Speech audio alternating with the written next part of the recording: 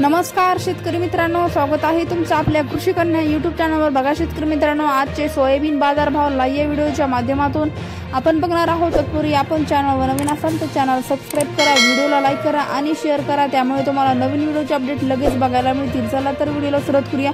बघा शेतकरी मित्रांनो, कृषी उत्पन्न बाजार समिती